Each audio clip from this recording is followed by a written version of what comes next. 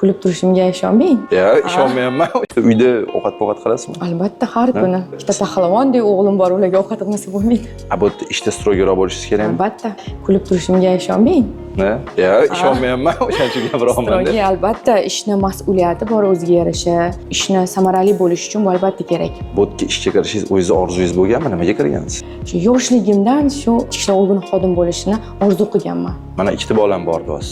Yetarlicha vaqt ajrata olasizmi ularga? Farzandingiz kichkina davri bo'ladi-ku, masalan 1 yoshdan 3 yosh yoki 4 yosh, 5 yoshgacha ozgincha qiyinchiligi bor, lekin shu ishda ishlasangiz siz hammasini tartibga solib olasiz.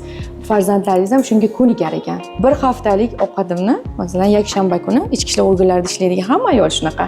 O'sha kuni zagotovkasini qiladi, xolodilniklarga solamiz va hafta davomida shularni bolalarimizni ham sog'lom tarbiya qilamiz. O'zimiz ham sog'lom grafik og'ir tan olish kerak. Albatta.